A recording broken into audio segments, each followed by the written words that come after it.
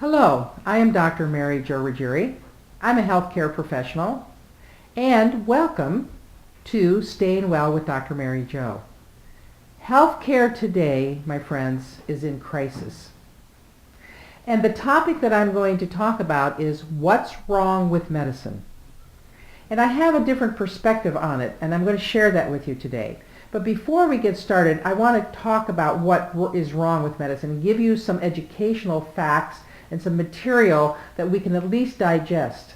Again, if we come to this with an open mind, we can help solve the problem and what's wrong with medicine. So, let me review some statistics for you. Number one, medical errors are the fifth leading cause of death in the U.S. Wow. 98,000 deaths annually. That's a lot. The medical errors, and the research that I read, the medical errors are from these following things. Number one, miscommunications. Now the systems are huge, they're big, and so I can understand that.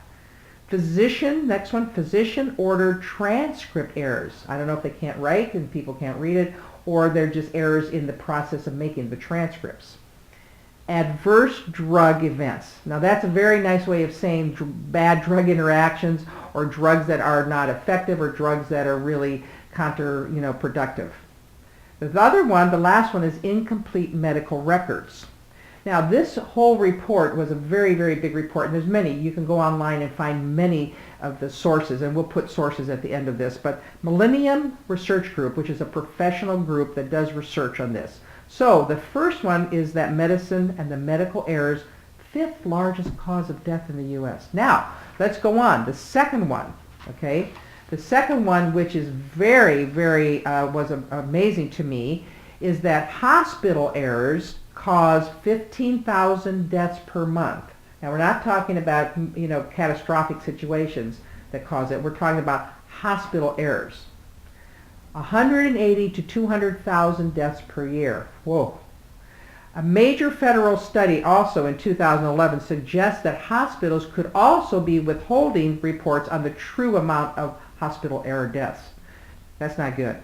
Now, in the study that I pulled out, here's a few facts about these hospital errors. 1 in 7 Medicare patients are injured while in a U.S. hospital. A report by the Health and Human Services found 44% of errors were preventable. And it is in crisis situation. Deaths by hospital mistakes are up 65% in just the past 2 years. Now that's the second variable. So you have medical errors and you have hospital errors. Now the third one, which is really one of the higher of both of them, is the deaths that were linked with hospital infections. 103,000 deaths were linked to actual hospital infections. 13,000 more than what the CDC, the Center of Disease Control, calculated from last year. What are these caused by? Obviously, unsanitary conditions. Germ-laden instruments, not cleaning the instruments. But the biggest one is unwashed hands. This is interesting because when you go into a hospital, you don't expect to come out. And, you have probably 40% of a chance of dying in some way, whether it's medical errors, hospital errors, or infections. So, I guess what we have to do is create advocacy things that if you're going to go into the hospital, you have a team of people. And doctors have told me this, where they have said, if I go in, I'd want someone there 24/7, or shifts to tell people if they come in to change my dressing or they come in to change my, whatever they need or give me some type of drug or whatever they're doing, is have you washed your hands. So in essence, hospital infections, my friends, are now fourth leading cause of death in the U.S. behind heart disease, cancer, strokes, according to the CDC. Now, this is catastrophic, but the problem that we have and what's wrong with medicine is us. We are a part of this as consumers, as advocates, as users of it. So I have a whole different view on this. I truly think that we have set up a situation that is almost a failure situation Now, I have had the privilege of being working in a university. I was a university faculty, and I actually taught in the medical schools. I taught the first-year med students all about complementary therapies. I actually said I had fourth-year med students who are allowed to come in to do a rotation in our center. We have a center for integrative health and wellness, and we have a center, holistic health school. So fourth-year med students could do a rotation in integrative medicine or healthcare, or holistic healthcare with us. So I got to know their curriculums. I got to know who they were. I got to know their scope of practice. I also became very close with them in understanding how they are at a loss too. Now, if you're looking at all these deaths and all these problems and what's wrong with medicine, we have to take our responsibility. Here's why. First of all, we assume that medicine is health care. Now, I know medical people, when I do talks, they don't really want to hear that, but I think everyone needs to listen to the fact that as a scope of practice, medicine is so valuable. It's good research. It's reductionary, so they get to one variable. It is also catastrophic care, chronic care, critical care. If I'm in a car accident and I have broken my leg or a hip or whatever, or I have a finger that was severed, I am not going to drink carrot juice or meditate. I want those wonderful medical specialists to be able to come in and really work on me. It's kind of like I compare it to your house. If you all of a sudden you realize there's a fire in your house, it's major. You call the fire department. You're not going to call your interior designer at that point. You're going to call your fire department. And what happens is they come in with a vengeance. They really stop the fire. They tear your walls down, they bring in hose, they chop everything out, and they get rid of the fire so you don't lose your whole house. When I say medicine is not health care, I'm really being very respectful, because we put them at a bad disadvantage. I've listened to so many of my clients say, well, my doctor didn't tell me this. My doctor should have known that about my irritable bowel was a problem with my cancer. And I think that basically we put the whole system at a disadvantage by not understanding what their scope of practice is. We, say for an example, you were going to buy a car. You would take Consumer Reports, you would go look at the safety records, you could quickly find what the most safe car is, what the prices are. You would do exploration. You would do that if you're buying a house. You would do that if you're choosing a lawyer or a school for your children. So why aren't we doing that with medicine? Why aren't we advocating? Why aren't we saying, no, I think I'm going to get another opinion? Or, when medicine says, here's what we can do. If you have this condition, this is the only thing that you can do. What they're saying to you is this is the only thing that we know we can do within our scope of practice. So we have to be educated. We have to empower ourselves.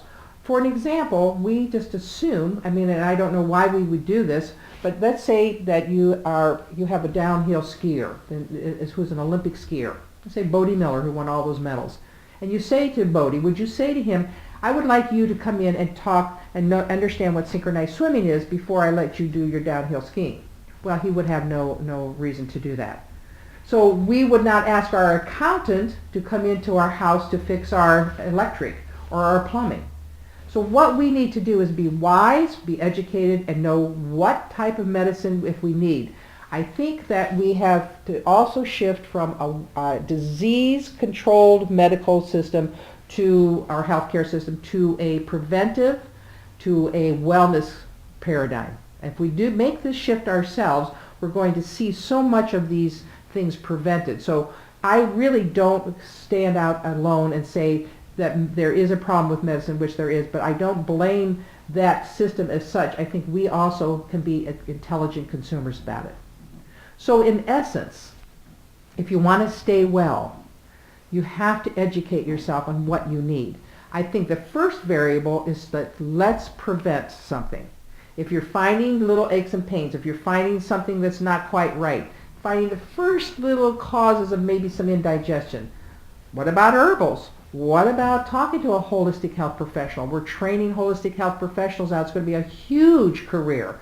And those people are wellness advocates. Many of the doctors I talk to say, with Obamacare and with some of the things that are happening, we can't do it all. I says, I understand.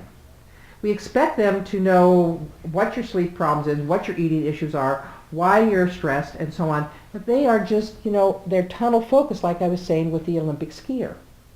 So if we become educated and we change our perception that medicine is not health care, that we use the variations like we do in our other areas or professions, then I think we would absolutely change this whole thing on what's wrong with medicine. It's our responsibility. I think train specific things. If I have to go get a surgery, train people, I really want them to be in Olympic gold medals. I don't care if they know about nutrition. Medical doctors don't, in a normal curriculum, they don't have hours and hours of nutrition. So why would we think that they should be able to do that for us? What I think we have to do, and to end this, is I think we have to set up as consumers and really advocate for a cooperative and integrative approach to healthcare. I don't want to be told that I can't bring my Reiki person or my polarity practitioner into my recovery room if I need surgery. So we respect and we stay out of their scope of practice. We should not, as Reiki people or herbalists or homeopathic people, we're not medical people. So we have to absolutely understand that, and we can refer to them. It could be such a wonderful healthcare system if we would understand where everyone has the empowerment to do the best job for the consumer. So what's wrong with medicine is partially our responsibility, and I hope by staying well that you'll start thinking about how to really use medicine in a positive way. Thank you very much.